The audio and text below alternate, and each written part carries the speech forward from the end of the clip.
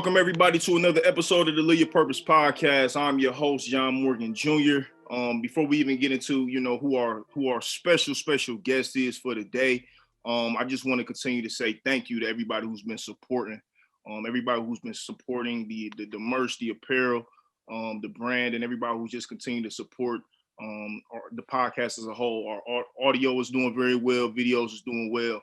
I never take it for granted, the support that we getting. It's a lot of authentic support from the people on the ground, man. So I really appreciate that, and it's much love to y'all. So listen, anybody who has been following this podcast, literally from day one, at the end of the show, we ended the same way. We ended by lobbying for, one of my favorite people on the earth, for real. You know what I'm saying? And one of the individuals, man, who I really was inspired by to not only create this podcast, but I was inspired by this individual, just his story, his journey, his transition. And just as a whole, man, I really have a lot of appreciation for this person. And what the Live Your Purpose podcast is all about is about having authentic, organic conversations, but it's about highlighting people. You know what I'm saying? We want to highlight Black entrepreneurs. We want to highlight creators. We want to highlight people specifically. So the person that we always lobby for is Arian Foster. And I always have people ask me, man, why you want to get Arian Foster on there? Why you want to get Arian Foster? And I would laugh. I'm like, bruh, go check out his podcast, check out his music, and then get back to me. And some people did that, some people did not. So, we got the pleasure of being able to get my guy Arian Foster, aka Bobby Fino, aka the Pod God. We was able to get his attention, man, and he gave us the opportunity to sit down with him on this wonderful day, man. So, man, Arian, bro, how are you, man? Thank you, man. I really appreciate this, man. How you feeling? I'm chilling, man. I appreciate you having me on. I saw the montage of the people asking me to get on, and I did that with Jim Carrey on my podcast, so I respect it. And so I was like, all right, let me hop on. Plus, you Black, so I'm always trying to do young Black this startup podcasts or shows or whatever, just to show love. Because I ain't got the biggest platform in the world, but if any little bit I could help, I'm definitely down to do that for the home team. So no, that's 100, and I appreciate that, and I know that's genuine too. You know what I'm saying? I believe that to be genuine. You know what I'm saying? So I appreciate that. So listen, man, like I was telling you a little bit off air. I want to get into your story. I want to get into your backstory, man, and really dive into some things. I think I know that you and I share a lot of the same worldviews, and we have a lot of the same. We have some similarities. So I really want to be able to get into that. But before we even kind of get into your story, bro, I want to get into the shits right away. Like, what's going on right now? Like, for those who do not know and have not followed, your podcast and your content, bruh, you are a very, not just intelligent, but you teeter on some genius shit with your content. I'm gonna tell you why. Well, before I even tell you why, I want to ask you, what even made you even want to start having these conversations and create content with having conversations with conservative far right individuals? Because what I think, and I want you to correct me if I'm wrong, what I think is kind of an extension of the podcast in a way. But the reason that I tell you that, say it's a genius, is because you were having conversations with individuals and you guys are having real good dialogue. It's a space where you were speaking, you telling your points, and this person is doing the same. But and I haven't watched all of them, but I watched some.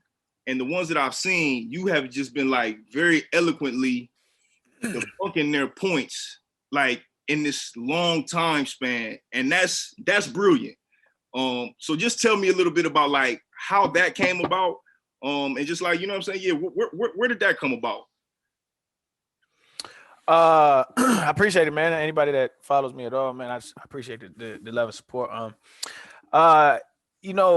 For since I got, it's weird being a child and having a dream, and then you reach that dream, and then as soon as the dream ends, it's like you have. It's why you see a lot of cats like going to like depression and drugs and alcohol and shit like that when they retire doing what they're doing because you're 30, right? And I know when I was young, when I was like 17 or even 22, I was man 30s, old as hell. And then when you get there, you really realize it's not old at all. Facts. You young as shit. Mm-hmm. And especially if you talk to older, like, say 60, 70 people, you're like, oh, you a baby. Mm-hmm. And you don't really know it till you there. And so once you retire, you hit your life goal at 30 years old, you have to do some soul searching. And luckily, I had been doing that soul searching while I was dreaming, while I was in the middle of my dream. And so, long story short, man, I think uh, it really dawned on me like, I want to be a productive citizen in our society. What does that really mean? And I think in order to be a productive citizen in our society, you have to understand the system in which you live and all the systems and how they work and how they operate, and do your due diligence and really understanding the foundations of them. And what that's going to lead you to is going to lead you into politics. Politics is, it wasn't as polarized as when we was growing up. I don't know how old you are. You like late 20s ish. 32. Yeah. Okay. And so when we was growing up, it wasn't as polarized because social media wasn't as prevalent. 100%. I was aware of politics in my household, but not nowhere near to the extent as it is now. It's in your face. Trump tweeting every single day. Right. Black Lives Matter, all of this shit, right? It's in your face. Mm-hmm. And so, in order to kind of understand the systems in which we operate, I just started deep diving. And what you learn about when you get into politics is you have to be a student of history. You have to learn history. You have to learn policy. You have to learn all of these inner workings of social issues in order to get a good grasp of what's going on. Because this one thing leads into another. It's not just, oh, I focus on gender studies or I focus on the Black community. It's all tied together. Mm-hmm. And so what I realized is like, okay, there's two sides of the aisle. There's Republicans and there's Democrats, right? And this is just me breaking it down of where I got to where I'm at. No, you're doing a good. And once I got there, I was like, okay, what are these ideologies? And once you start to break down those the ideologies, there's sex within them, right? There's separate sex within them. So you realize it's just a political spectrum, and people fall on different sides of that political spectrum. And so I was like, okay, where do I fall? Like, what do I believe in? What do I stand for? And once I started digging in, what I found, which is probably a controversial statement, but I don't think it is like you just think differently than me. I don't think it's just like, we just differ. Like it's a moral standing. Like you stand somewhere morally. Yes. And so this is where the political divide is happening in our country. People are really starting an awakening, a political awakening in the country, and they're starting to see that these political issues aren't just differences of opinion. It's how you feel as a human being and how you should treat other human beings. And so it's the reason why people are standing outside of abortion clinics, or there's people protesting during the pandemic, police brutality, or there's people storming the Capitol, thinking that Trump won. But they're moral standings, and there's people who are really willing to like die for this shit. Mm-hmm. And so as I started to traverse my way through the political atmosphere, I'm in no way an expert, right? But I like reading, I like studying, I like history. And so years and years of all of this studying has led me to where I'm at, and I'm far left, pretty far left as you can go. And why that is because I actually probably considered myself center when I first started this journey, like the both sides thing, right? But when I started digging into the issues, I really started noticing like one side is kind of full of shit. The other side is full of shit in a lot of the what they do and what they say, but I think their intentions are good. And I'm not so sure on the other side, right? I think some people's intentions are good, but what I found out is the majority of the arguments. There's very few arguments that politically that I agree with on the right. There's very few. Like abortion is one, right? But even in that, I still feel like a woman's right to choose supersedes the potentiality of life, right? And they're like philosophical debates, right? Mm-hmm. But I think really digging into the issues, what I found is if you really dig into it and the history of the right is really not on the right side of history. They're just not. and I've mulled over like they're ahistorical. Like you listen to somebody like Candace Owens or something like that, who's like heralded as like a right leaning like intellectual, Correct. or Ben Shapiro, or all these cats, like these online personalities, and you start breaking down their arguments, and like, yo, they don't hold water, and people you'll get talking points to a certain point, and then there's nothing left because they don't go no deeper than those talking points. Um, and that's what I really started figuring out for myself anyway, right? And I'm sure people will listen and be like, well, you say that about the left too. I'm like, well, that's why I want the conversation, right? Because people feel like that. And so I started talking to conservatives about their beliefs, because I'm like, okay, that's really what I love Twitter. I love about Twitter is like, it's kind of like sharpening your sword. You kind of like, all right, these are my ideas. Let's see what you got. You're like, oh, well, there's evidence for that. Okay, well, let me see the evidence. Let me show me. And that time after time is the same shit over and over and over again. And so I got into, a lot of these conversations with these conservatives, and you can see it. Like, their arguments don't hold no water. They either change the subject, or they like something happens to where it's like, yo, we're not talking about what we started talking about anymore. Like, stay on point, stay on task, because they like to circumnavigate around your point. But that's what they do in order to fulfill the agenda. And in my opinion, the agenda is to keep America this predominantly white Christian nation, right? And even black folks push that narrative. And that's my summation of politics. They dog whistle. They say a lot of things to try to appease a certain base. And so, but that's what I started noticing. And so I just like to have a conversation with cats. Like, I'm not angry. Like, I'm not gonna fight you because you don't like abortion or whatever the case may be. But see, that is brilliant. You know what I'm saying? Because you are literally just saying, okay, you believe this, we believe this over here. Let's just talk about it. Let's just have a conversation. The episode with you and I think dude's name is David Silverman. I could be, that was hilarious, bro. Wasn't it? Oh my God. When my dude, like, first off, I can't even remember exactly what happened, but he literally contradicted himself within like a 15, 30-second span. No question. And then he was like, I forgot what you said, but he's like, fuck you. Yeah. And I'm like, oh shit. Because I basically told him, like, yo, you sound like a racist. Like, this is something what a racist would say. Like, literally. Right. But the whole argument was we were arguing about, well, we said the conversation was about, does systemic racism exist in America? And I'm like, yo, if you pay attention to anything, I don't know how you can say it doesn't. Right? Like, it's demonstrable. And he was actually agreeing to the policies and the systems and things that had been in place. Yeah, that made your point, but still said. It isn't there. It's just man. That's what I'm saying. They'll agree to they'll agree to certain axioms. They'll agree to certain premises. But then when you turn around and say, okay, this is what this is, they'll say, oh no, it's not racist though. It's like they don't want to believe. Like that's the main thing about, I think, conservatives and just right-leaning people in general, even libertarians who are center. What they'll say is, like, they don't feel like racism is a big issue, and the majority of the time it's either they haven't experienced it or they don't have to experience it, and so if it's not real to them. And so if it's not real to them, it doesn't exist. And so, I mean, I love to have conversations with people. These are demonstrable. This is why I like having conversations. I like having like young black folks have a look at my content, because even like somebody who's like really heralded, like Tommy Lauren, right? So she has a big audience, right?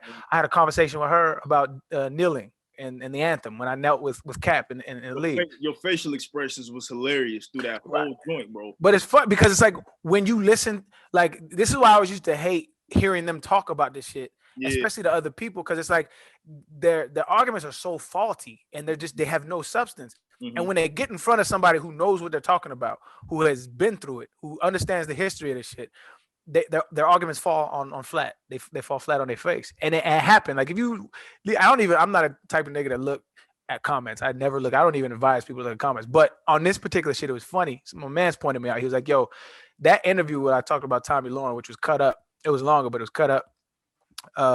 It's on Fox News, and if you look at the comments from that video, it's like you would think." Like, it would be for Tommy, but it's like not, because her arguments just don't hold up. And that's my whole point. It's like, I don't have any kind of like loyalty to a side. I don't give a fuck about like if black people were wrong and there was no racism, I would be on the front line. I Right. promise. Right. But they're not, and there is, right?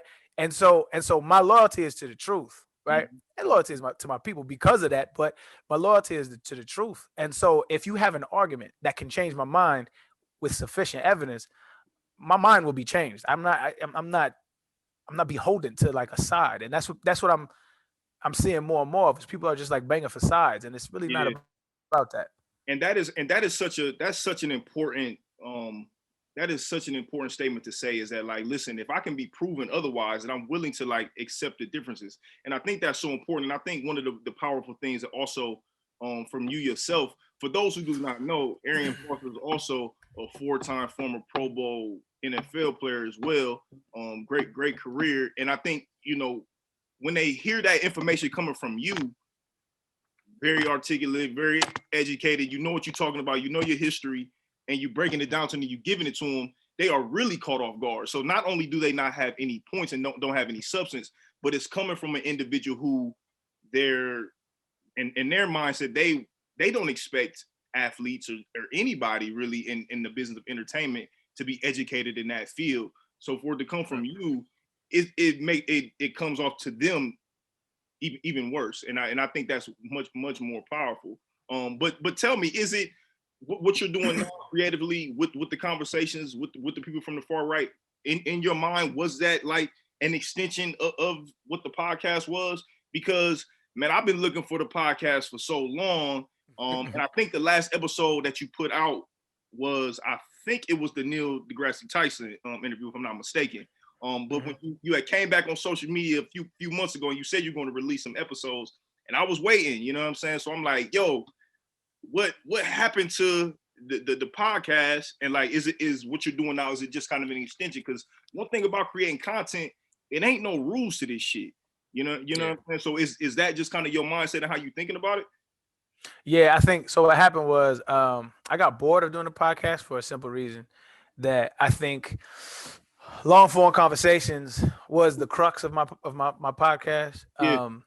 And so what I noticed was like the viewership and the impact, it would spike in Peak and Valley contingent on who the guest was. Right. And so I also got tired of exhausting my black book talking about some, will you come on my podcast? Like I hated doing that shit. Yeah. Because I like letting people live. Although when they got there, they all agreed it was a great conversation. But it's just like, everybody got a podcast. So yeah.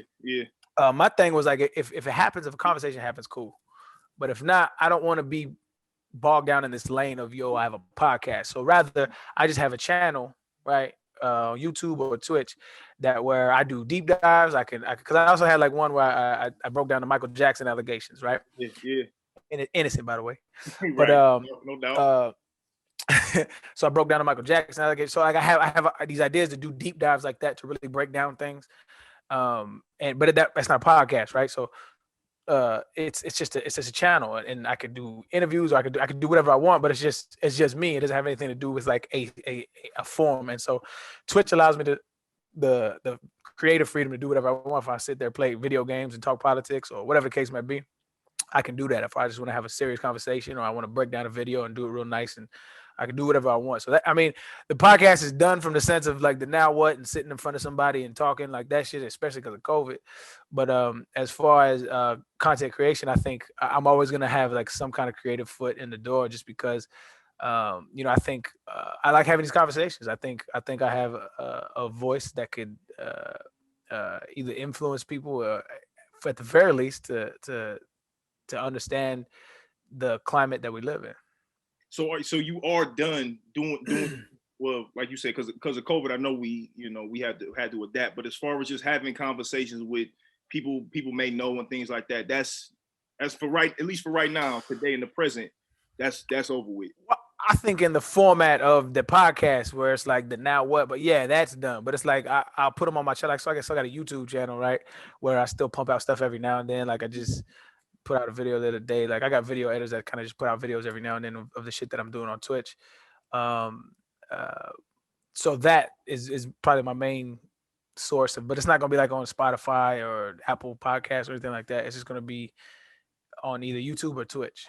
Yeah. I mean, but that's cool though. I respect that because man, one thing about the internet age and just content as a whole, like I just said, man, there are no rules. And I think the more that you throw out there, man, the better you can be, man. I think that's liberating. I think it's healthy, and and it's important, man. There's a bunch of different ways to find your lane. So I respect. That's another thing is when the podcast was going, it's like I was committed to doing one every single week, and the numbers was getting crazy. Like we was getting like 100,000 listeners an episode and shit like that. But it got to the point where it was like, I don't know, I'm at the point in my life where I don't do shit for that. I don't do shit for views. I don't do shit for numbers. I don't do shit for appeal. I do it because I really genuinely feel like it's good content. Like I feel like I love doing this. I enjoy doing it. Yeah. And so it started to feel like a job. And Yeah. and I'm not into that shit anymore. I don't really care about that shit. 100%, and that's like why that's why I resonate with you specifically, because like you said, man, everybody has a podcast, everybody's creating content, but like to me, like what's the shit that's standing out to me, man? I'm in the space of my life, like I said, I'm 32 years old. I'm in a space where like I want the substance, I want the things that's going to feed me. I want to be able to pour into other people, and I want to be poured into. If it's not feeding my soul, if it's not feeding my spirit, if it's not feeding my mental, then like I can, I can, keep it moving, So what you did, man, and why you were such an inspiration, because from the outside looking in, man, an athlete sitting down and doing these conversations and having these authentic conversations with some like-minded people, and some people, you would think that you guys are so on the opposite sides of the spectrum, but man, when you sit down and listen for an hour and a half and you have a very good understanding of one another, that's powerful. And that's why I resonated, with your shit specifically, man. So, hey, I hate to see the Now Wood podcast go, but I respect it. And I support you and continue to continue to doing your content. But I want to get into your story, man. A little bit in your journey, and how you got here today.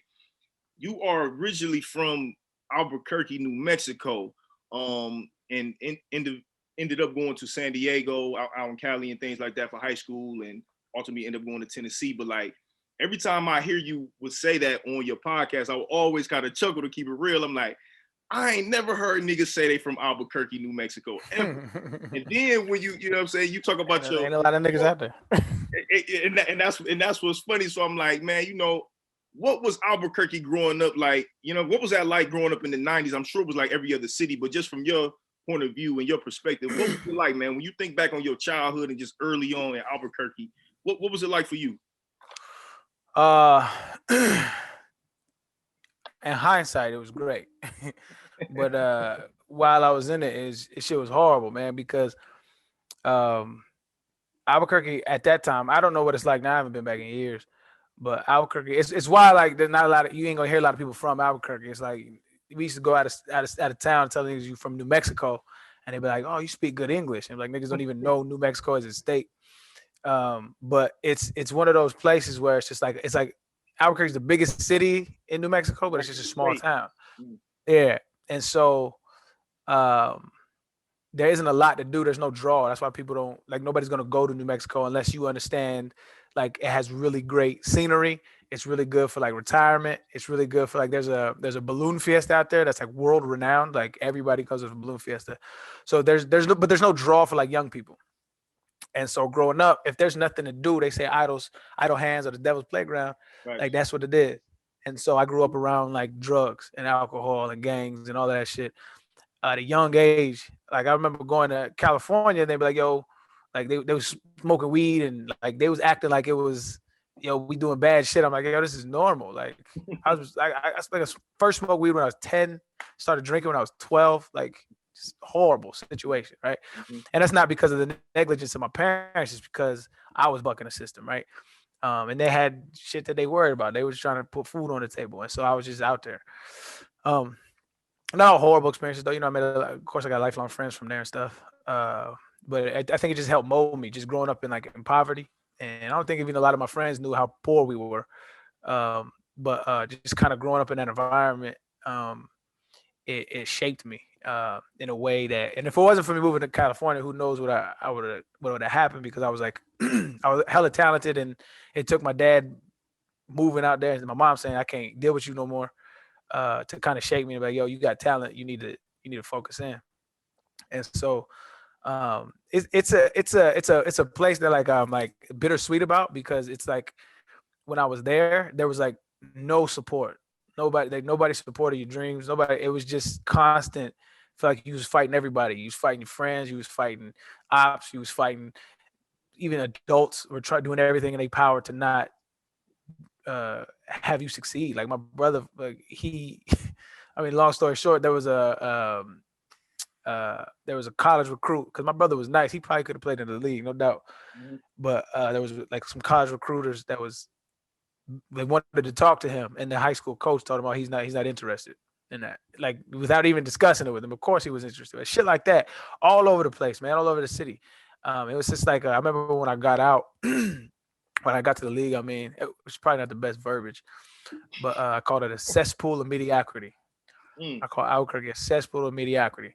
Mm. Cesspool is not the best adjective for it, but people that's from there understand what I meant. Where it's just like it's like one of those towns where it's like, yo, your people work at the place, you probably gonna work at the place, and you just kind of just do that. And I just as a child, I was like, yo, this ain't it. Like there's something else. This ain't it. And so when I got out, I saw that, but then I saw the mentality that it take to stay there. Because I remember my dad from South Central, right? So he moved to Albuquerque because that's where he went to college, and he just stayed there. And that's the mentality. It's like it's because it's real easy going. You get comfortable there, and all of a sudden you look up and 20 years pass, right? Yeah. But it's like I wouldn't take it back. Like that's where I'm from, right? So, that's where I grew up, and I know a lot of people like love where they from. It's like it's not that I don't dislike it. It's just like I'm very indifferent about it. Like I just know I just didn't have the greatest experience there, so like I don't have like this nostalgic feeling other than like that's where I'm from, and I respect. I love people that were there, but like the place itself is just a weird environment. It was for me anyway. Yeah. I resonate with that 100%. I mean, I am born and raised from Akron, Ohio. Now, Akron, Ohio, today, people know people know where that is now. You know what I'm saying? Because of Bron. That's it. You know what I'm saying? But the reality of it is, it's a small ass city, Right. super small city in a very conservative state, really. With a super racist history in Ohio, and I mean, it's a small mentality type of thing for the people here. You know, the majority of the people here, they are employed by the automotive industries. They work there for 30, 40 years. They retire and they live off their pension. They have families, and that's it. Right. And it's not about that being wrong per se. Yeah, exactly. I wanted to say it's like I don't have nothing against that. Like some people just that's fine. It was just for me. Correct. I felt shackled. Correct. And again, there's nothing wrong with that. But for me specifically, and I mean, even that's kind of even like why I kind of got into the space of just diving into the podcast and wanting to like touch into my creative juices, because like I grew up, being a athlete. Now I didn't make it anywhere near to the heights as you did, even going to the league or even D1 school. But my mentality, I was raised as sports are everything. Like my life was revolved around sports. My family gatherings were revolved around sports. Me and my cousins, when we came up, we would get together with my uncle, and we would literally get together and do sporting things. Like that was just our, that's how we spent our leisure time and whatnot. So I definitely understand that wholeheartedly. One of the things that I heard you touch on throughout the Now Will podcast, and like one of my favorite episodes, man, is episode 1 with your mother, which I was also inspired by as well. First episode I did was with my pops, because of what you did with your moms. And one of the themes that you touched on a lot throughout your episodes was like growing up in a household with domestic violence. And I appreciated you being, transparent in that. Not necessarily, you didn't touch on it in the episode with your mother, which I completely understand. But throughout the journey, I was like, man, that's like super good, for lack of better words, to hear him speak about that openly. Right. And hearing what you just kind of touched on about your story being a kid, I automatically thought, I'm like, well, I wonder how much of that was connected to what he was experiencing. If you ever looked at it like that, man, just some of the stuff that you was going through at the crib or were just taking in at the crib, do you now kind of look back and like, yo, that was directly connected to me wilding out a little bit? Oh, 1,000%. Everything I did was a reprieve. Everything I did, I was trying to get away from, and that's why I took to sports so much. Was because it was like the one place where everything was normal. Like everything, yeah, it felt like I was home, right? Because when I went home, it was just chaos all the time. It was chaos. It was either finance shit or issue with the parents or even my siblings. We was always getting into it, and so uh, I was always looking for an outlet, and sports was that, drugs was that, alcohol was that, and absolutely, it shaped a lot of my habits, a lot of my vices Mm-hmm. that I'm still trying to overcome today. Mm-hmm. And I think in general, as Black folks, we don't look at it like that a lot of the times. We look at we'll go get the switch on the tree, or you about to get a whooping, right? I'm a whoop that type shit is like, oh, you got whoopings and I came out great. Like, no, you didn't, nigga. Are you scarred from that shit? Like, Yeah, there's no, we normalize trauma. yeah, you're traumatized as a little kid, and you just didn't know how to deal with it. So a lot of your vices, a lot of you're not unscathed, and it took me years to understand how emotionally unintelligent I was, Mm-hmm. uh, and really dealing with those issues. And so now, as a 34-year-old man, I'm just now hitting my stride emotionally in a way that I'm proud of, in a way that my mom is proud of, and my Mm-hmm. people are proud of. I went through, and it was even compounded worse because, like, when you get into something like the NFL, excuse me, there's you have to live in a fishbowl, but you also have to be guarded because Mm-hmm. everybody wants something from you, Yeah. and then people, and you let people in, and they take advantage of you. You feel even more guarded and more jaded, and you got this fuck the world attitude. And so I had to undo all of that post career and really sit with myself and sit with a lot of the issues I had with a kid as a kid, with my mother, my father, my brothers and sisters. Like, I'm telling you, it's been a years process where I'm just now seeing the light at the end of the tunnel. And I think as Black folks in general, um, we normalize that, like you said, but we also just don't address it. We bury it, and Right. that's the way I was raised. That's the way grandfather was raised, and yada yada yada. But like, so what? Like, they was traumatized too. Like, this is not okay. Like, Mm-hmm. you should raise your kids with empathy and understanding, and let them ask questions, and let them mess up. But do it in a way that's loving and kind and caring. And because they wild out doesn't mean you have to hit them, dog. Like, it's okay not to hit kids, nigga. Like, Yeah. but I mean, that's probably a controversial statement to a lot of niggas. But as an adult now, looking back, I absolutely think everything that I went through um, in that household shaped me and molded me. Um, but if you if you really deal with your issues and deal with your childhood trauma, the other side is so rewarding because you're able to spot patterns. You're able to see other things that a lot of people aren't able to see, Yeah. and it's been, like I said, it's been really rewarding these last year or two, like, because I've been putting in the work. So for me, man, in my day-to-day job, I'm a social worker. I work at a community mental health agency, and I Mm. work primarily in school-based services. I do community-based mental health services with kids and with families and things like that. So over the last 5-6 years, my education around mental health, and specifically mental health around Black folks, and just the history of trauma from the oppressive system of racism, and like what that really means and what that has really done to the dynamic of the Black family. um, I am literally unlearning everything. Mhm. Not to mention my own, like you just said, work that I've been doing, with just going to therapy myself over the last few years, but like literally being intentional of unlearning the things that I brought up, came up with. Not only has it been rewarding, man, but it has been liberating. Um, and it's really unexplainable, for me, because things that I would used to give a fuck about, not only do I not care about them, but like I empathize with people who do care about those things. Mhm. You Mhm. know what I'm saying? That's my first reaction now. And I know it may sound corny to the masses, you know what I'm saying, to say that my first reaction is empathy, but Who cares if it sounds corny? That shit's where we need to be. bingo. And I Yeah. just, when I was listening to the episode with you and your mother, man, it was just so powerful to have a a parent and child communicate that way. And it's crazy because my mother actually transitioned in 2020, 6 months ago, actually on her 61st birthday, in the middle of the pandemic. And like a lot of the things that you guys were talking about, I'm like, that's where I wanted my mother and I to kind of get to or whatnot. Right. But it just wasn't in the cards for it to be that way. But what I seen from you and your mother, man, the dynamics that you guys had, it was so powerful and so valuable to see people from different generations share a lot of the same beliefs. And I don't think that that's always something that we see that is normalized a lot of the time. So that was very powerful to me. Yeah, no, it's Sean. Sorry to hear about your mom's, brother. Thank you. But it's normalized, right? It's like when we grew up, it was like kids should be seen and not heard, right? Yeah.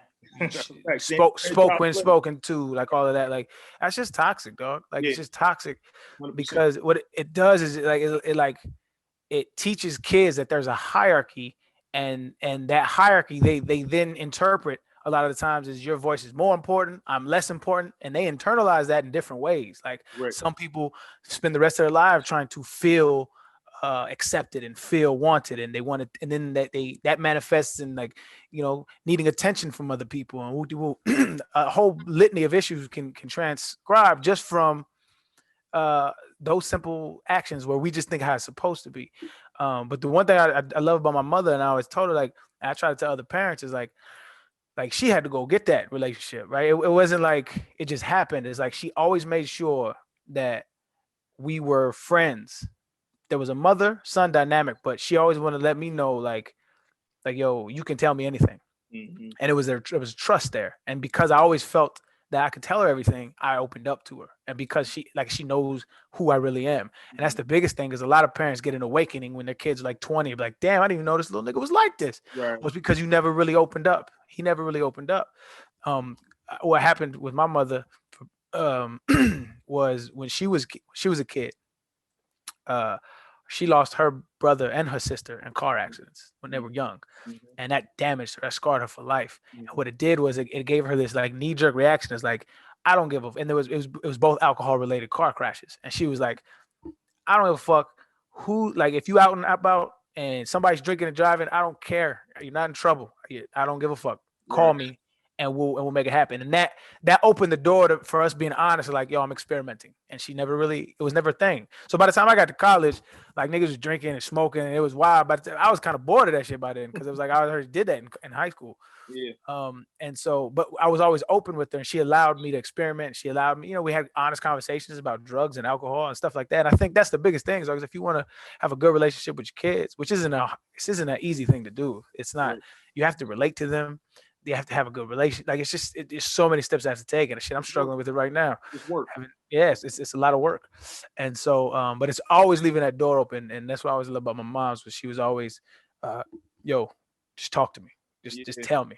Let me ask you this, man. Like, coming out of 2020, a year, the pandemic, just as a whole, we've never really seen a year like that. Even when I talk to my elders, my grandparents, my aunts, my uncles, and just other elders in general, they can't even compare 2020 to anything that they've seen. And I know for me, man, 2020, again, losing my mother, I had my first child, my son was born in 2020. So it was just a wide variety of just shit going on for me. Right. But even with the stuff I just named, like, I have very much like been able to get to a place where, like, man, I tell my wife all the time, like, yo, we're going to look back 10 years from now and be able to say, like, yo, 2020 was like the year where, like, it literally made us, you know what I'm saying? It's something that we're really going to be grateful for. So, like, just for you, man, what did you learn about yourself spiritually and mentally, just as a whole, in this tumultuous year that we just came off of? Right. Man, I actually went through a lot. It's I went through like something personal. I ain't gonna put their business out there, but I went through something extremely personal that was like I had never experienced before, and I was crushed by it. I was like hurt, like didn't eat for like 5 days and shit like that, like couldn't eat. And it was just an emotional roller coaster for me. That I had to really dig deep and understand why I was feeling the way I was feeling, and understand where those emotions and feelings come from. And that's what I learned, dog, was that I had more to give than what I was given. And Mm, I don't mean monetarily. I mean like I have a lot of insight and I have a lot of life experience that can help people. Uh, and I was a lot of times I carry around I think when I get in public talking format, I loosen up a little bit. But like in my personal life, like I can get really cold. I can get really apathetic. Um, and I think that's the biggest thing is like I opened up tremendously this year. Like a whole new cat. Just like one on one. And then my family feels it. Like my close people know it because I was just on this I don't know, I get in this mode sometime where it's like I get closed off. I get really apathetic and I get cold. It's like I just don't care. Um that like where I don't give a fuck, like that shit is I could do that all day. mhm, But what this shit has showed me was like that shit is it's just a reflection of how I felt about the world. mhm, And if I want to be the kind of human that I'm inspired by, then I can't be like that. And I end up internalizing all those feelings anyway, and they manifest in other ways that I'm not proud of. And mhm. so uh, instead of having, I'm trying to have less of those moments I'm not proud of, and that's the growth. And so that's the main thing I learned, man. I mean, on top of feeling, I also feel shitty, dog. And this had nothing to do with anything, but just as the circumstances, just feeling shitty because I think it was like we had like 23% unemployment or something like that, and as a country, and like I made I don't know. I'm not a fan of this economic system, but I made so much money during the pandemic, and that's not a flex. That's me like dealing with this cognitive distance of making money, but like knowing people are hurting and starving. Like Yeah, it shit is fucked up, and yeah, I hate the system for it. yeah. And so like struggling with that. I know somebody listening like nigga, what you sad because you made It money? make, Like it yeah, nigga. make great sense. Yeah, if that's what like if you're an empathetic human being, like making money doesn't always feel good. Right, It didn't feel good. right. And they're like, "Oh, we'll give it away," and like that doesn't change anything. Like it just don't change nothing. Like I help out a lot. Like you'll never see it on the news, but I give a lot. But it's just not. I guess that's where my frustration comes from. It's like I can give every dollar I have. It's not gonna fix the system, and people are always gonna be poor. People are always gonna be struggling, and that's my mindset. Is like I'm trying to figure out ways to correct the system, and I have some dope ideas in the works, but um, yeah, I guess that's been a recap of my 2020. So like, what did you do to be intentional to like do that work and like go inside and to like really have this self reflection? What did you do? Got to talk to a therapist or a psychiatrist because I was getting to the point where I was having anxiety attacks, like panic attacks, like every other day. And I don't know if any if you ever had a panic attack before, my nigga, but it's not like just calm down, bro. It's Yeah, like your chest gets tight, feels like somebody's sitting on your chest. You feel like you're having a heart attack. You don't know what a heart attack feels like, obviously, but you like, yo, this is it. Your hands go numb. You get dizzy, like it's like, and you can't breathe. And that shit was happening every other day. On top of the fact I wasn't sleeping, couldn't my schedule was all I couldn't eat, and it's just like you walk around just like in a funk, and it's like it's just mentally you like, dog, what is this? Um, and so I had to see somebody. I yeah. like I shit was it was so bad. I went to the hospital like 3 times last year, 3 or 4 times. Shit, I went to the hospital this year. I'm still coming up out of it, but it because when you're in it, it feels so intense. Like I've had a bunch of them, but like sometimes it's like I can't take it, and I need reassurance to know I'm not dying. Like I have Yeah, to know. yeah, And so I went to a cardiologist, like, and they're like, "Yo, there's nothing wrong, G." And so I was like, "Yo, let me talk to some like serious that could like help me, maybe with medication if I need it." I was on anxiety medication for like probably a good 3 or 4 weeks, maybe longer, maybe like 2 months. And it helped, but she realized, and I realized really quickly that I can't depend on anxiety medication. I have to be able to sit with it. I have to be able to do all the right things. I have to eat right. I have to exercise. I have to drink water. I have to do all those things that helps my body react right in those situations. And so it was mainly seeing a psychiatrist, dog, and dealing with like my issues and really all the wars I was fighting in my life, all the baby moms, my brother, my sister, my mother, my father, my the homie I ain't spoke to in a while, like all these little small battles I was fighting by just like holding grudges or like, yo, fuck them or whatever. I addressed it head on. I'm like, yo, I don't want that in my life anymore. So like, let's squash whatever this is. And that's me eating a lot of crow. It's me biting my tongue, because at the end of the day, that's all. There's a whole bunch of little ego battles. Yeah. You just want to be right. That's it. And so at the end of the day, I was just like, I don't care about being right anymore. Yeah. Even though I might be right, I might not be right. I just don't care. What I care about is peace. Yeah. I think that's the big difference between me and my old self was I really just want peace right now. That's all I want is peace, man. And I'm willing to do anything to do so. Like I had a toxic baby mom, like in a relationship with her, like toxic. And to her point, I was like, I'll never speak to this woman again. My mother, I'll never speak to her again. But it's got to the point where it's like, who's this really affecting? It's affecting me for sure, but it's also affecting my kids. My kids look at that relationship and they say, yo, like, it's uncomfortable. Every time we go over to your house, it's uncomfortable. Yep. Every time you drop us off at her house, it's just uncomfortable. Yep. And so I just extended the olive branch. It was like, yo, you know what?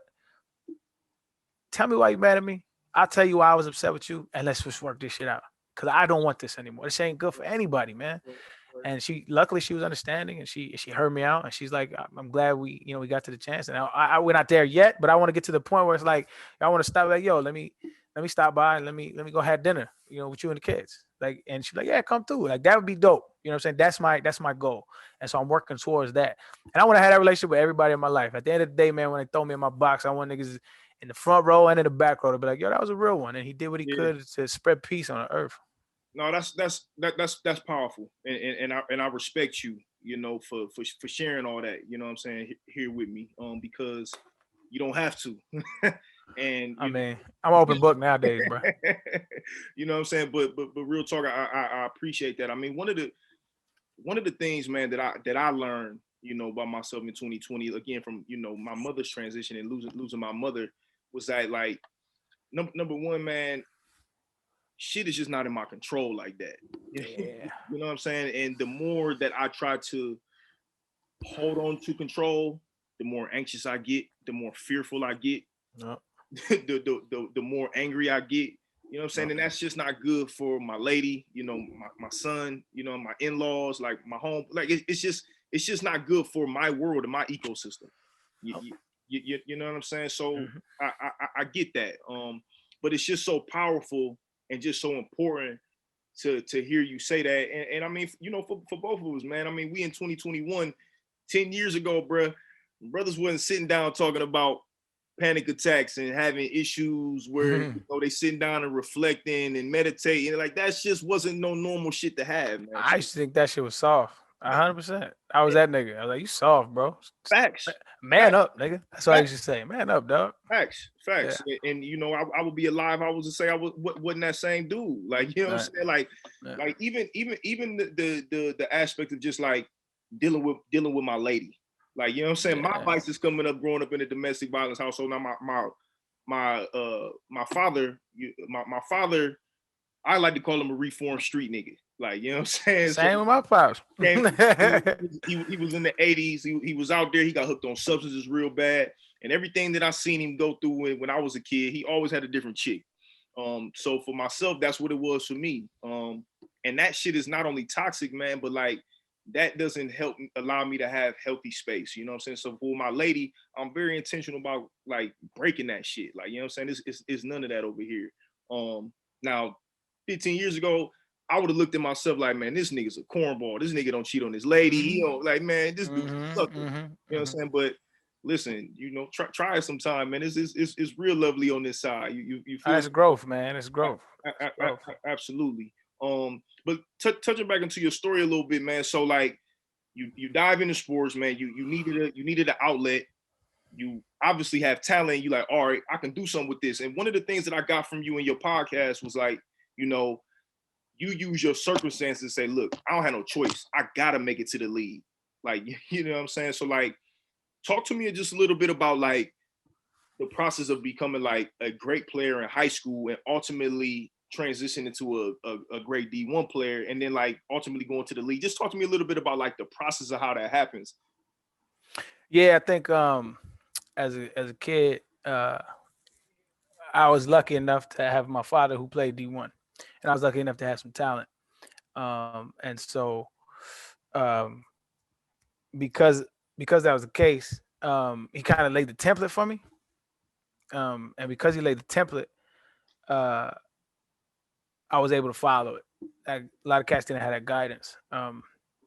Like I grew up with cats who was talented as fuck, but just couldn't get right. Right.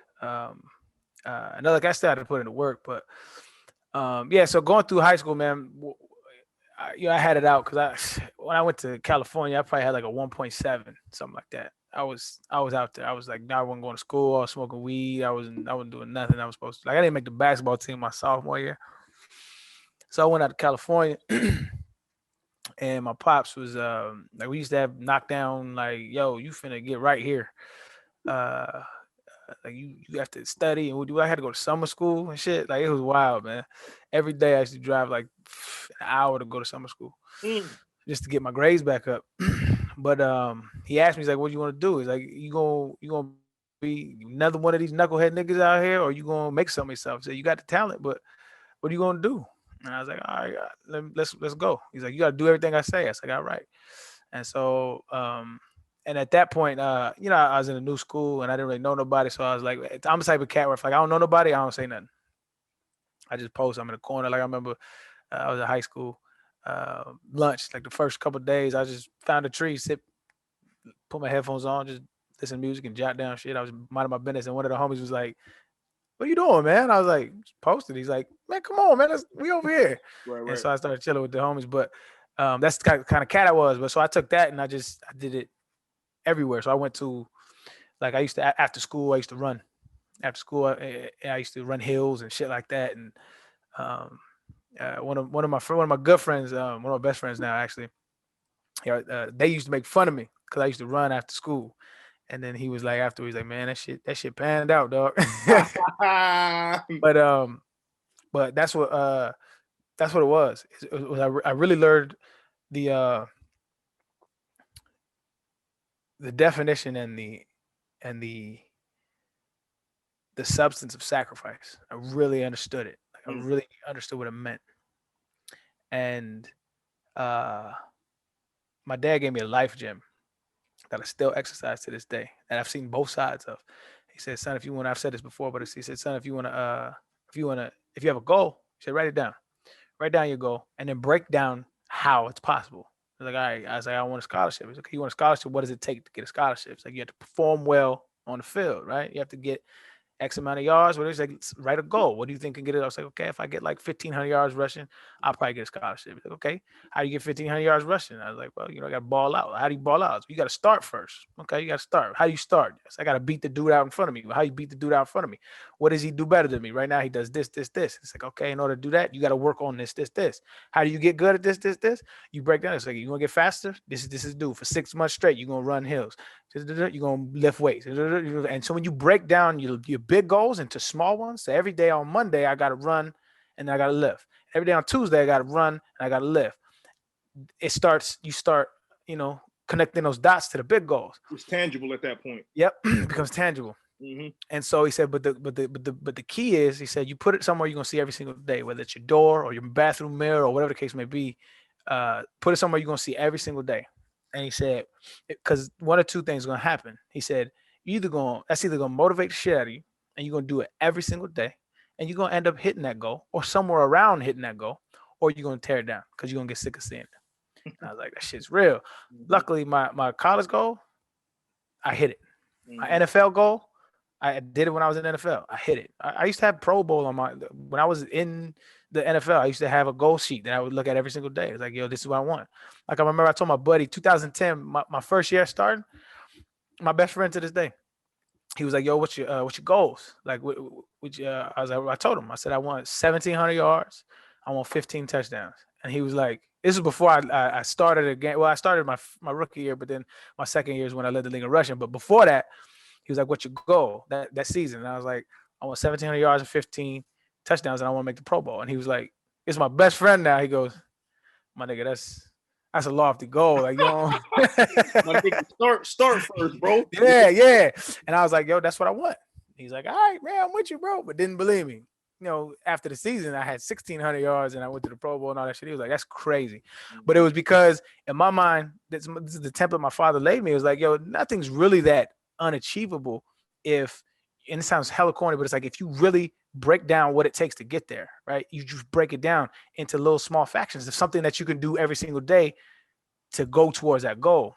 But that's the thing is like a lot of people, um, we're not wired for that. We're wired for instant gratification. We're Yeah, not we're not wired for this is gonna take 7 months to hit. And you yeah, have to do something every single day for yeah, 7 months. yeah. And even then, it might not happen then, it might happen the next season. So it's gonna take a year and 7 months or 2 years.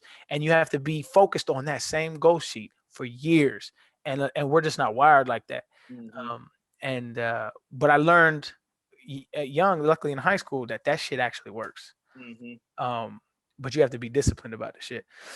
So that was my process, man. That was a long ass answer, but that was my process. So like you spoke about your pops, man, and you spoke about your pops a lot. You know what I'm saying in your podcast episodes, man. Your pops was a devoted Muslim, Yeah. and what I want to know is, and I respect your ideologies, like I respect where you are within your worldview. I have no gripes on that at all. Matter of fact, I respect everybody with the different worldview. I think that's what makes the world the world. But what I want to know is, how does a cat come up under a devoted Muslim? How does that kid and that guy turn it, what I'm saying, ultimately grow into becoming an atheist? How does that happen? Like, what's the process? Like, because you even said this in your episode with Charlamagne. You was like, it wasn't an event that happened, and you kind of broke down like I was praying and I was talking to myself, but like just kind of expound a little bit about like what your process that kind of led from that, when your foundation was so much different than that. Yeah. Um, I think growing up, the one gift that my parents gave me was I've said this before too, but they taught me how to think and not what to think. Mm. And that's huge. Because my parents weren't That's trying to the make gym. me, That's the gym. yeah, 1,000%. Like they weren't trying to make me little molds of them. They were like, yo, be you. Like whoever you are, go do that. Mm-hmm. And they gave me that space to do that. Mm-hmm. And they were like, we'll give you a foundation. This is what we believe. This is how we feel like you should live. But like, go explore yourself. And so, I was very inquisitive as a child. I was super into uh, astronomy. I was super into theology. I was always asking questions, and they always answered my questions. And if they didn't, they would show, yo, go look it up. We had, everybody grew up with that encyclopedia set That's a on fact. the. That's a My fact. dad used all the time. I said, go look it up all the time. Um, and I think over the years, man, I definitely grew up Muslim and considered myself a Muslim as a kid. As time went on, the inconsistencies in the Nation of Islam has really started turning me off to Islam in general, um, and a lot how they treated their women, um, uh, and probably didn't have anything to do with the teachings, to be honest. More so the culture. Mm. But even that, it just turned me off, and so I kind of walked away from that faith, but still thought there was a God, right? And as I'm going through my college years, I'm on the fence. Like, there's probably something up there, maybe, but just didn't give it much thought. I was trying to get to the league. I wasn't even focused on it like that. But when I got to the league, I think atheism in general it's a it's a position of luxury. What I mean by that is, Mm. if you have a 9 to 5 and you grinding and you have more 2 jobs and you out here, like, you don't really have time, or you don't really want to sit here and just ponder the beginnings of the universe. And so you struggling, like, Yeah. right? You out here struggling for sleep, and you sleep deprived, and you just tired of this shit, and you just in the rat race, right? And so like you live in luxury when you can sit here and be like, all right, my nigga, like, let me ponder these religions, and you know what I mean. Like, it's a luxury. It's not like it's a privilege, is what it is. Mm. Mm. Um, and so as that got bestowed upon me, I really started digging into, okay, what and who am I? And once those questions started swirling, I got a little better inkling, and so you start reading a little bit more, and you start listening to people talk a little bit more about these issues, and I'm not where I was. Where I was like probably like a militant atheist, where I was like, I was trying to challenge everybody. Like, oh, you believe in God? Well, let me check this out. We'll check it the scripture and let's see the history of the Bible and the history of the Quran. Like, what I'm saying? I was that cat. Merely out of anger because I felt like I was lied to my whole life, which I think is a natural response. But as I came down off of that high horse, I realized, a lot of people need religion. I don't feel like I do, but I feel like a lot of people do because they need like a core, they need a foundation to ground themselves in. Um, I don't think like religion is the best thing to do, but I think it's a template, right? And you have some good things in the Bible, you have some shitty things in the Bible, you have some good things in the Quran, you have some shitty things in the Quran. I think that I mean, even that might trigger somebody, but that's not where I'm coming. I'm coming from it from a genuine place nowadays, where it's like, I respect your beliefs wholeheartedly. Like, honestly, if you believe that that's what's going to happen and that's what it is, that's more power to you, dog. Like, whatever helps you get through the day, and I don't mean that flippantly. I mean that honestly, because it's just not easy walking through this life. It's just a struggle. And so, if that helps you, if that gives you reprieve, if that gives you some kind of emotional healing, then I'm all for it, man. The only time I'll combat your beliefs is when you think that we should legislate those beliefs and we should abide by it lawfully, right? So if you any kind of um, theological doctrine that you feel is should be legislated, then I'll be like, I know, because then I'll give you all the history behind it as to why. But as far as just you personally, I'm cool.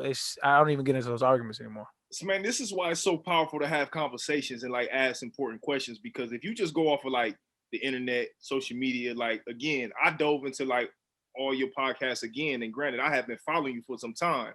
Right.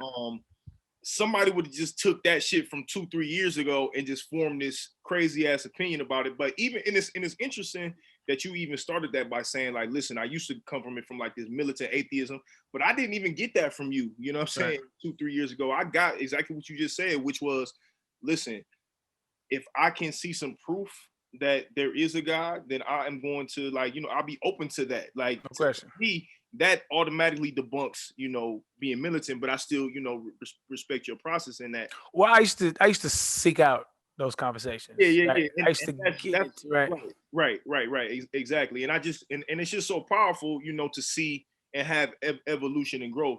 Because for me, I definitely believe in a higher power and a creator and, a being or a deity, as you may say, whatnot.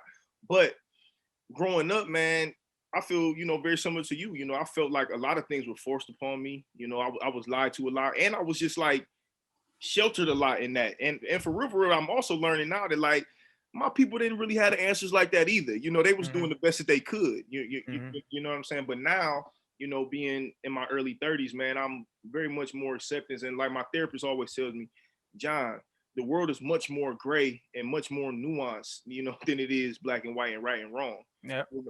So it's just so beautiful to like hear you say that, what I'm saying, knowing, what I had followed from you before, man. So but when you did come into your process and whatnot, did the people who were close to you, did they like have extreme pushbacks? Like, were they like trying to like, man, you tripping and trying to like teach you, or was it like, all right, he's just on his walk, he's on his journey, and we just respect it?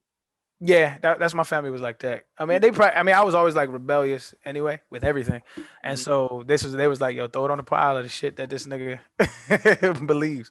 But it was like all love, and like the funny thing is now, like, my brother and my sister probably identify more with like agnosticism, where they don't really know, they're kind of indifferent, but they still probably lean towards something. Whereas before they were religious. And I think that's going to be the trend. Actually, it is the trend. What's happening is, and it's going to continue, right? What's happening is more people say that, right? They'll be like, well, I'm not really with religion, but, I believe there's a God, right? Mm-hmm. And I think that is the liaison to where I'm at. And I think eventually society will be majority of that, because what we had before was a lack of information. All the information was in the book, right? And not a lot of people just read the book. Yeah, we got information overload now. And when you can go search certain things, and there's bunch of reading material on it, Yep. you have more opportunity to learn about it. And Yep. and I think the more people learn about it, the more they realize, I don't know, dog, this doesn't seem like a very compelling story. Yeah. And so the more you break it down, it's like, and I mean this with no disrespect, but it's like conservatives always say. Conservatives always say, oh, higher learning institutions, they're liberal biases, right? They're left leaning. It's biased. I was like, yeah, that's one way to look at it. You could look at that. Or is it the more you learn, the more probability there is that you lean left? Mm-hmm. You could look at it like that as well. Mm-hmm. Christians say the same thing. They're like, oh, all those secular professors, right? It's a secular institution. Those higher learning institutions. You could look at it like that, or you look at like the more information you gather, the more probability you are to likely not believe that there is a higher power, or or you're at least agnostic about it. It's like I think it's like 90% of like PhDs or something like that is secular, either agnostic or atheist. Well, I think it's because the more information, the more time you spend really studying the shit, the less likely it is for you to believe the things that these books are proselytizing. How much did you see like when you was in the league, like your own personal beliefs? Like how much do you think that was used against you, if at all? Nah, And I mean, let me tell you why I asked that. right. I asked that because you said I heard you say after you retire, you was like, listen, um, playing in Houston, being in the state of Texas, like they already kind of know me, not just from what I do on the field, but like just having, what some would consider to have liberal beliefs Right. in a very conservative red state. Right. And the Houston Texans owner, for those who do not, pretty much a known racist for those who do not know. But like, yes, that's kind of why I asked that. Like, Got you. coming from a historical context, is what I'm kind of referring to. Got you. Okay, so they're probably more lenient on a guy that's straight arrow, doesn't voice his opinion, Christian, married, never got into any trouble off the field, loves the Texans, always saying, I love the city, love the fans. Like I was never that kind of nigga. I Mm-hmm. was always like, I remember no, I remember vividly though. We was doing this it was like a luncheon before the season started. I think it was like 2012, and we was up there. Uh, uh, so like they have like lunch tables with like big money donors or something like that with the Texans, and so there's like a whole bunch of tables in this this gallery or whatever, and so it's like the whole team is there, and each player sits with a table, and they call me, Andre Johnson, and JJ Watt up there just to say something to the fans and stuff. Mm-hmm. And so they were like, I got the microphone last, but it was like, yo, Andre, what do you want to say to the city and to the people? And it was like, yo, I would love to say, or what they said, what's the best thing about Houston? That's what they said. And he was like, yo, I love the fans and the people here. We passed it to JJ, and he was like, yeah, just the fans and it's the great tradition and yada, yada, yada. I got the mic and I said, there's no state tax. Hey, that's real though. Hey, that's real. No, That's hey, real. crowd was That's crowd was real. quiet as fuck, and I was like, "That's what I like about Houston, my nigga." But it was like I was never that dude to be like to rah rah or like to blow smoke, or I'm gonna tell you how I feel. And Yeah. a lot of times when you tell people how you feel, it's viewed as a certain arrogance when it's exactly the opposite. Like it's humility. It's like I'm really genuinely giving you who I am, rather than putting on a facade. And a lot of times people don't like that. So I think to answer your question, in that environment, I do now. I kind of see what you mean a little bit more. Yeah, I think I didn't get as much leniency as a guy would who was the opposite of that.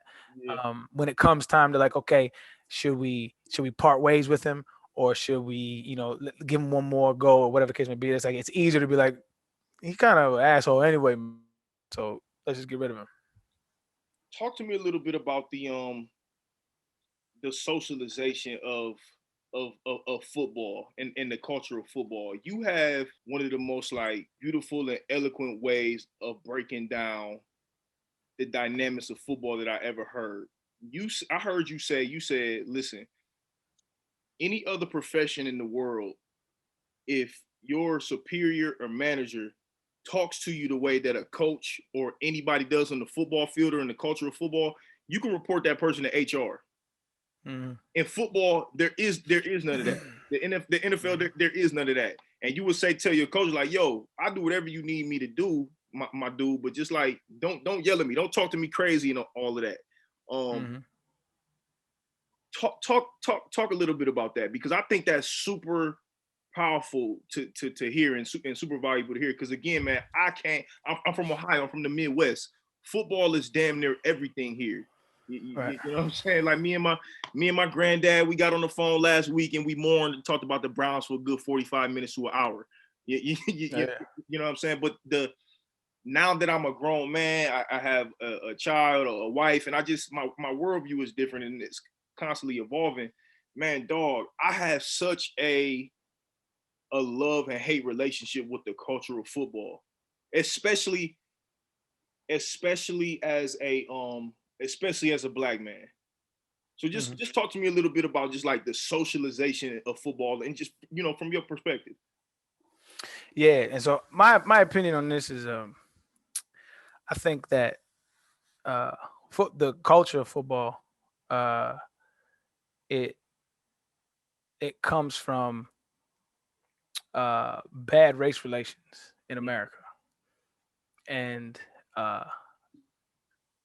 really toxic masculinity. I know that's a trigger word for some people, but that's what it is. And a lot of people are like, "Oh, you need that tough male father figure," and like, dog, there's so many examples out there of how to talk. Like, I remember, I think I saw it from like ESPN or someone on Instagram where there was this karate class, and there was like this kid who was like crying. Yep. Yeah, so like there's this kid that he was like crying, and like there was this mentor that was like, "Yo, it's okay to cry. That's all right. That's okay." Wilson is his name. Jason Wilson is. That's dope. Yeah. And so there's a man who saw a young brother who was emotionally distraught, and he invited that.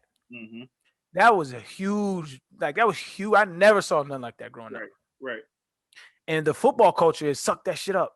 Mm-hmm. Quit crying. Like, I'm not saying every situation is alike, and like pushing through pain, there's not value in that. And that's not what I'm saying. But what I'm saying is football has a culture that is very toxic. Football has a culture that is very hierarchical in the sense that it's you do what I say, you don't question it, right? And that's where the toxicity comes from. Yep. And it gives coaches a sense of superiority, and it gives players a sense of superiority, and it's just emotionally unhealthy all the way across the board. And it carries on from Pee-wee to the professional ranks. In the professional ranks, it's not as bad because when they're paying you a certain amount of money, you can't talk to everybody like that, and they know that.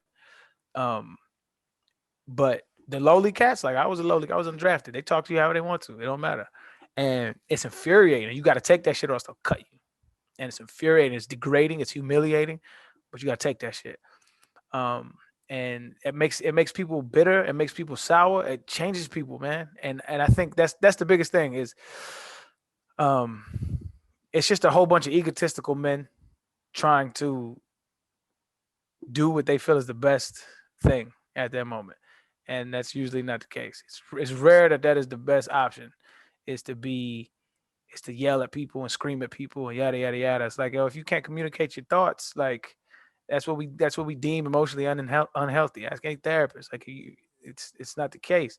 Like I had coaches who never screamed once. Them were my favorite coaches. Like, you gotta yell at me, dog. But the ones that was yelling and cussing, like usually them niggas either didn't play a lot, or them niggas just have ego issues, or they got some family issues at home, or something else is wrong. Right. But just the culture in general is toxic, and it doesn't just stop at the field, man. It goes all the way up to the GMs. It goes to the NCAA, to all of that shit. It's the same thing. It's like you view the product as disposable, and so when you're at the meeting, when you're in the meeting room to negotiate contracts, to negotiate player unions for NCAA, you're Absolutely. more likely to not view them as human beings. Yep. or just cogs in the wheel, rather than human beings who are providing a product that is valuable to the American society. and therefore needs to be compensated. It just gives people more leverage in those dealings.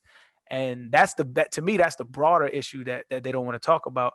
And it's the reason why, if you look at how the NBA brands their players, it's entirely different than the way NFL brands their players. Yes. NFL brands organizations, The shield. right? NBA brands players because they get it. They're socially conscious. They have Black Lives Matter on a courts because they get it. NFL don't get it. Yeah, Almost all the owners donated to Trump's campaign. Not only does the NFL not get it, they are consciously and unconsciously ignorant. Like, you know what I'm saying? It's their ownership. Their ownership. Like the Houston Texans, when that whole kneeling shit was going down, they had a meeting and said, "Yo, none of y'all kneel." I wasn't there, luckily, or else I'd have said, "Kiss my ass." Mm-hmm. And this is great. Like, we had a ownership in Miami when I knelt with Cap, who word got around. I was like, "Yo, I'm kneeling. Like, y'all do what y'all got to do, but I'm kneeling." And we had long team talks about it and shit. But he came to me, and I thought he was gonna bump heads. But he came to me like, "Yo, I respect what you're doing." He said, "That's what's up." And I was like, "Oh, that's dope." And I knelt, and then I ended up retiring that season. But the next season, he was like, "Yo, y'all can't kneel." And so it's like, the issue with the NFL is the issue with America, in my opinion. Mm-hmm. This is a capitalistic society, and if it's not turning a profit, we devalue it. Mm-hmm. It's all about profit here, and so that's what the NFL is beholden to. NBA realizes that the value is in the players, and that the value is in the social fabric of America, and they're tapped into that. Where the NFL is like, yo, however this needle is moving, that's where we going. Oh, it's Black Lives is cool now? All right, bet. Let me put out this Martin Luther King quote. Rather than having a fucking backbone when Cap knelt, right? Or having a fucking backbone, NFLPA, when it comes to giving lifelong health insurance to your players that built this fucking thing. Right. They still don't do that. And so it's like, they're all about reactive. They're reactionary. They're never proactive because they don't stand for anything. All they stand for is a profit. If it's losing money, fuck that shit. Cut it off. Do you think, as a collective, do you think the players will ever, not ever, that's too strong of a word, but do you think that the players can unify in a way to like utilize their leverage?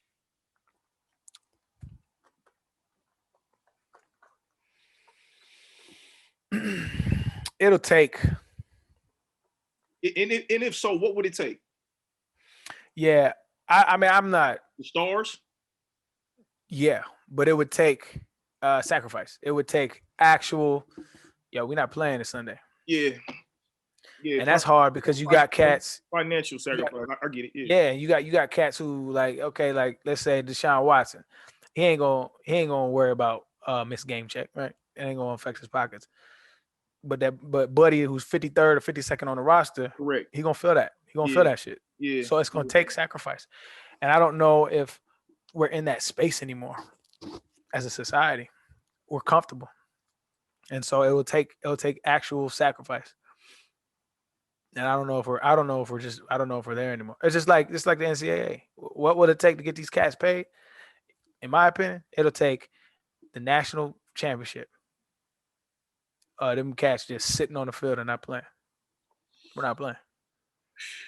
Yeah, that's tough. I seen you. It's a lot to ask from them though. Like I don't shun cats like that though, because it's like you have an entity that's holding your future in their hands, or the leverage of your future in your hands, and you're asking them to make a political, social stance that they're fucking 18, 19, 20 years old. They don't really fully understand, and they're like, "Nigga, I'm trying to get out of this situation." They're trying to get to the league, man. They're trying to survive. Yeah, that's why I don't really knock college cats for not taking any stances, but it's on the older cats. This is what pisses me off about older cats, man. I remember when it was like 2013, 14, when I came out with, I was in that documentary called School, The Price of Sports, and it was talking about getting money under the table. And I said, like, yeah, I got money under the table. And it was like this big, like they threw Tennessee into a investigation and shit. I remember they called me. They was like, we're conducting an investigation. You know what I'm saying? Hopefully it'll be helpful. I was like, nah, man, but good luck. I hung up. because it was all cash. They couldn't track that shit. Mm-hmm. And so, but a lot of cats came out. I was like, man, why would you fucking it up for the younger cats, man? You fucking up for them. I'm like, yo, we really got Stockholm syndrome. I'm like, y'all niggas is really afraid of the NCAA. I had a conversation with Reggie Bush on my podcast, and he was like, I gave them my Heisman Trophy back. That was why the fuck would you? Right. Why the fuck would you give your Heisman back, dog? Right. To who? Right. Nigga, you won that. Fuck them. And made them niggas millions at the same time. That's what I'm saying. They still owe you for that shit. And my thing is like, they still making money off you from that shit. Right. So my thing is like, dog, if Reggie Bush comes out and says, fuck it, I took money. If Vince Young comes out and say, fuck it, I took money. Peter Warwick Dunn, fucking all these cats, man, from every major college, because it all happened. I don't know if them niggas took money. I'm just guessing. If it went like it went for me, of course you took money, nigga. Right. If every single college, a superstar from every single college comes out and says, yeah, I took money. Yeah, I took money. Is the NCAA going to ban every single national championship going back to the 60s? No, nigga. They're going to change the rules. Right. But we have it in our head that what we did was illegal. It's not fucking illegal. You did a job and you got paid for your service. That's right. Fuck those people, man. But that's why I get mad at the ex-cats. There needs to be like I remember Desmond Howard, Gary Payton. Like them niggas calling me a snitch. They call me a snitch. Like, bro, this ain't the drug game, nigga. This ain't the streets. It's you niggas is brainwashed, bro. Like I'm sitting here trying to get these young niggas paid health insurance, and you niggas talking about, oh, you snitching. Shut your. That's so ignorant. But like that's the mentality that the NCAA has created. You created you've created a system in which it's literally Stockholm syndrome, where you have made victims love the captor. You like it's wild. Like people, like I remember we was in the league, and that's one of the biggest things when you get to the league is like, yo, you bang for your college. And I used to be like, bro, I'm not banging for that plantation. They was like, oh, who Tennessee? Y'all lost today. I was like, y'all, nigga, I play on the same team as you do, nigga. I don't play for Tennessee no more. I was like, I'm not banging that plantation. Like I still to this day, it's cool that I went there. Like, you know what I'm saying? I made lifelong friends, and a lot of Tennessee fans get mad at me because I'm not like all gung-ho about Tennessee. And they're like, well, fuck you then. I'm like, well, cool, bro. But like, until the NCAA that is understands the transgressions that they are doing to these kids, and they're literally robbing them of their constitutional rights. This is wrong, and I'm not partaking in this shit. I'm sorry, nigga. It is what it is. I seen your tweet the other day after Tennessee had got founded recently in the news. Said they was putting cash in McDonald's bags and silly shit. Isn't that funny, man? Until all you scared to death Negroes say something, bro. Yeah. It's gonna be what it is, man. Yeah. I mean, imagine, dog, if every single one, right, be like, we did that shit too. Oh, you're gonna ban everybody? No, you're not gonna ban everybody. What's gonna happen? They're gonna die. Let the NCAA be the NCAA. Let's get rid of those contracts that they have, because they ain't gonna have no fucking body to play for them. We get our own league. Right, we get our own organization and we play under that banner and then pay these motherfuckers. It's the silliest shit in the world. And really, that is playing the equity and the long game. You know what I'm saying? You are literally gaining equity in a product that you are building, which you are rightfully deserving of. Yeah. And that's playing the long game. If you're talking about helping the younger cats, you're talking about helping your kids, your grandkids, and so on and so on and so on. Yes, but you're helping change the system, dog. Yes. And that's what these niggas don't understand. It's like, yo, y'all are so hell bent on bowing to the National Collegiate Athletics Association, when it's just, honestly, it's like 7-8 white dudes in a fucking building making shit up. Yeah. The fucking founder of the NCAA, dog, when you do the history of this shit, it's fucking hilarious. The founder of the NCAA, the nigga who started this shit, who's dead now, he was like, yo, we had no idea how big this was going to get, and all of these advertisements that were involved. Like, this is not sustainable. He said that. He said, this isn't sustainable. We're going to have to change. He said that. The founder of the shit. But they're upholding the shit because it's lying in their fucking pockets. Yeah. And and us as fucking players are still like, no, dog, you get money at the table, you snitch. Man, shut up, nigga. Like you niggas are so, I will say any opportunity. Like, fuck the NCAA. Yeah, I took money, and I know a bunch of other niggas that did. I won't out them because I'm going to let them do that shit. But like, nigga, that shit happens all the time. Yeah. There isn't a big school that don't do that. It doesn't happen. And see, that goes back to what your original point was, which is, the culture of football is just literally a symptom of race relations in America. Because what we're really talking about, the crux of it is, listen, man, in these guys' mind, for whatever reason, we don't agree with it, but for whatever reason, they feel like they got to do this shit to survive. You know what I'm saying? They are lying. They are lying to themselves, and afraid to really go against. No. You're 100% right. It's not they lying to themselves, dog. There are less opportunities for our people in our communities. What are some of the real avenues? Real avenues for us to get up out of our circumstances are scholarships to college. Yep. And what is our best way? We don't have. I mean, this is literally directed to politics. So I say everything goes involved with each other, right? This is literally directed, correlated with politics. Is if you look at our communities, they're the most underfunded schools of any race. Our Black communities are the most underfunded schools of any race. So what is a real live opportunity to get out of that situation is an athletic scholarship. Yep. That's what we're good at. So what do we focus on? We focus on basketball. We focus on football. Why do we focus on those two? Because if you want to play tennis and you want to play golf, it costs money, and we don't have that. So we can't go. We can't go. It takes money to go play golf. It takes money to go play tennis, right? But basketball, football, there's a basketball goal in every neighborhood USA. But check football field everywhere. But check this out. Even the culture of football and basketball is changing, where it's starting to become more of. It's starting to take money. It's starting to take a lot of money, which is really. Why is that? It's slowly. Yeah, exactly. It's slowly transitioning from these rags and riches stories, which is keeping these little dudes from the hood, giving these dudes opportunities to really make it to the to the league, and which is very much intentional as well.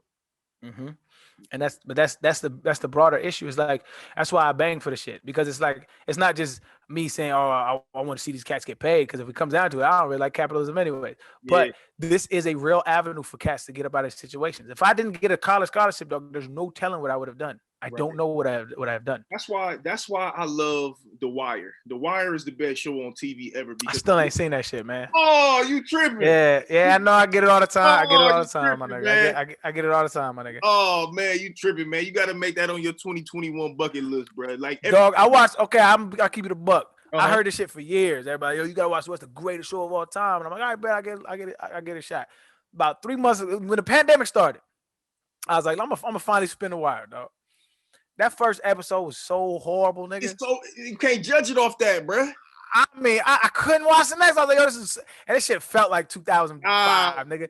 Niggas had baggy. Niggas had the FUBU 05, the platinum FUBU on and shit. Hey, it's so funny. Jamel Hill and Van Lathan, they had a podcast where they literally talked about every episode from The Wire. They literally talked about how it aged so bad optically because the visuals of the clothes and it was so terrible, bro, when you look back on it now. But again, man, it literally ties everything to politics from every level, right? From the streets to the justice system, to the education system, to the healthcare system, to big time politics, everything, man. So you know that's why I say that, man. But listen, I'll give it a spin on the strength, man. I'll give it another spin. You got to, man. You got to. You be cheating yourself if you don't, man. But listen, bro.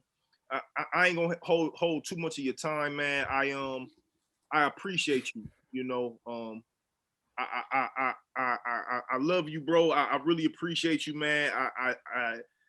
I can't say it enough, man. You have been an inspiration to me on my podcast journey and tapping into my creative genes that I didn't even know that I always had. Through your music, through creating content, through just your conversations, you have given me a spark to face some fears that I've always wanted to do. And I want to give you your flowers while you're here, man. It's very important. You know, I want to give you your, like Nori says on his podcast, man, I want to give you your flowers while you can smell them and give you your trees while you can inhale them. You feel me? So you know what I'm saying? So I appreciate you, man. I want to continue to, see your growth, your evolution. We need you, man. You know what I'm saying? So take care of yourself, man. And I look forward to continue to see what you got next, man. What you looking like on the music, man? I mean, first I appreciate it, man. I mean, honestly, because you never know who you inspiring on the other side of the camera, dog. And so that was the main reason why I got into a lot of the shit that I got into was just like, I know I have a unique perspective, and if I could touch anybody, you know what I'm saying, it's all worth it. Mm-hmm. And just hearing that, just it makes me feel good that it wasn't all for naught. Mm-hmm. But as far as music, man, I literally just wrapped wrapped up my next project, man. I got the masters like 2 days ago, and so I sent it off to the label. I don't know if you know, but I signed with Mass Appeal. It's Nas's label. Congrats, bro. Congrats on that. Yeah, nah, I mean, it's cool. It's more for the optics. But I could. is still kind of like a independent label, though, to my understanding, right? No, they actually under Universal, I believe. Okay. Oh shit, I'm probably fucking up by saying that. I Shit. don't know, but I mean, I didn't sign with them because like I wanted to. It was like, I mean, we met and it was like a mutual thing, but it was more like I feel like I'm nice, right? Like, everybody feel like that, I guess, but like I feel like I have a special talent for music, and in order, and I feel like this would just give it another like stamp of like, okay, if Nas was looking at him, then it'll give people like, oh, let me spin it at least, right?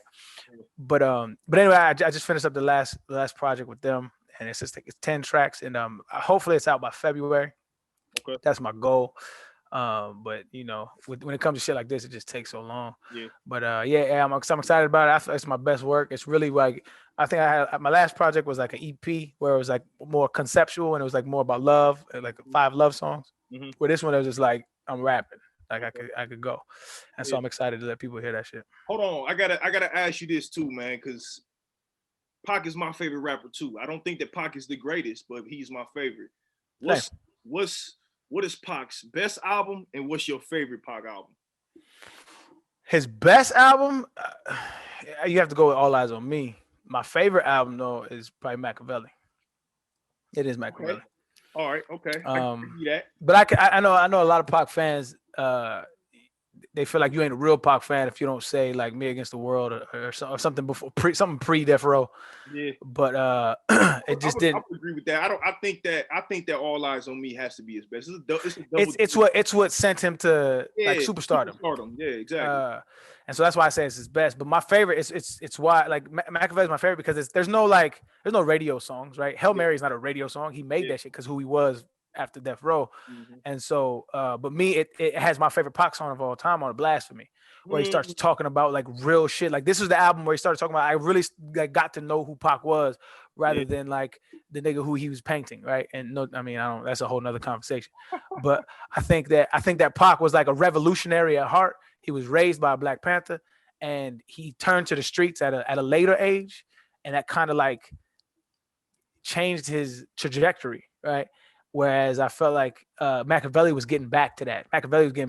Like, he had one of my favorite lines of all time. They said, the preacher won't be buried. Why? Because I know he a liar. Have you ever seen a crackhead that's eternal fire? Shit like that. It's like, it was like really just like visceral, like shit. What else did he say? He said, he said, should we cry when the Pope die?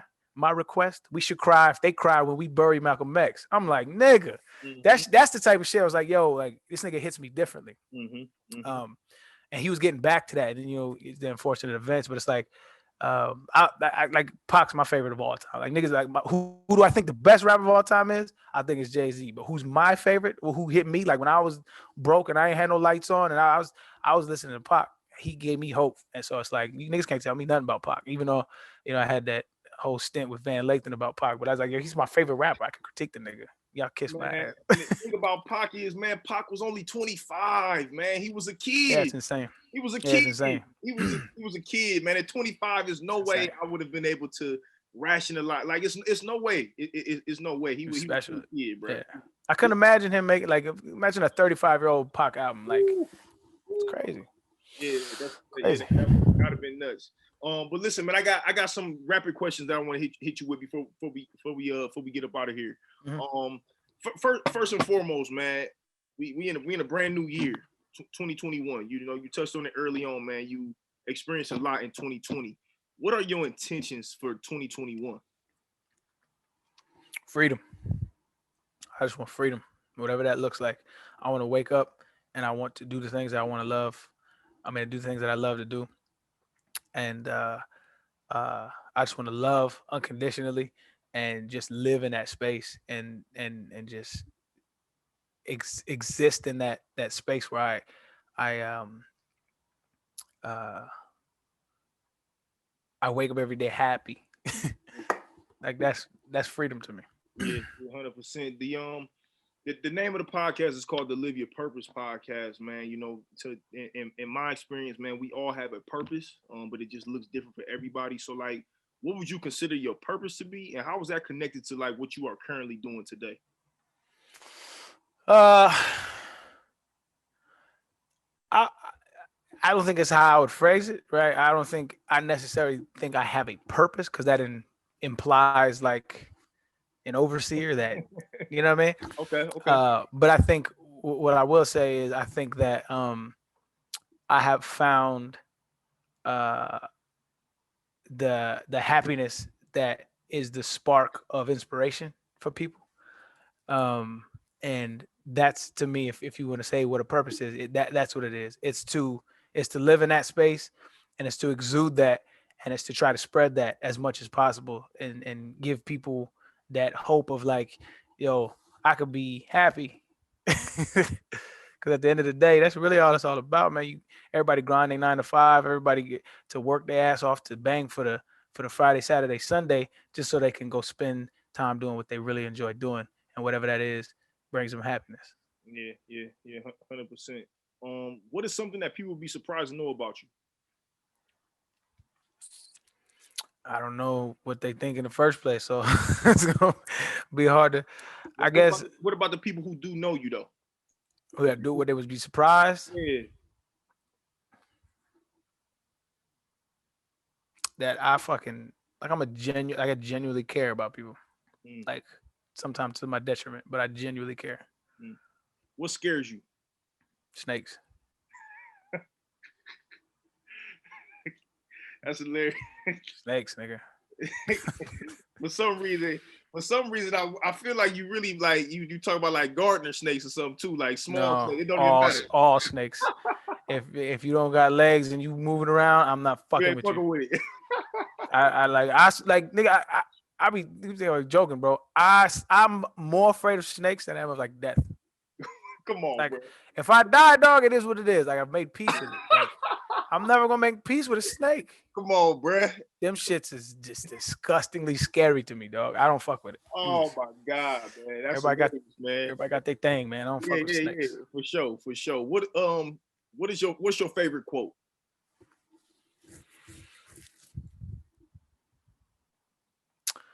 It's what they say. That's where I heard it from. They say it's an African proverb, but it's like something like I'm paraphrasing. It's like he who wears his dirt the best is the healthiest. Mm, mm. Don't let that go over your head. That was a bar right there. Yeah, Yeah, it's a great quote. That was a bar. What's the best advice you ever received?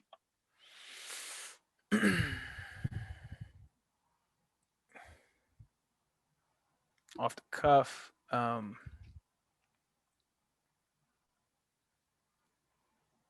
It's shit that you already said, honestly. But it applied all throughout my life. Was like, yo, you don't control anything, and this probably not a lot of people agree with this, but there's no good and there's no bad. Things just are, Mm-hmm. and the intent that we inscribe on them is usually from like a cultural or a subjective standpoint, and so uh, when you start to look at it like things aren't, they just are, it is what it is. It allows you to digest things in a more healthy way rather than like one of like say um so like one of my favorite quotes aside from the other one was a Lil Wayne bar, and he was talking about uh the Hot Boys, that whole situation, but after the fact, after all of them left. Mm-hmm. And he was on a song called I Like That. It was like Louisiana, off of Louisiana, the mixtape. Okay.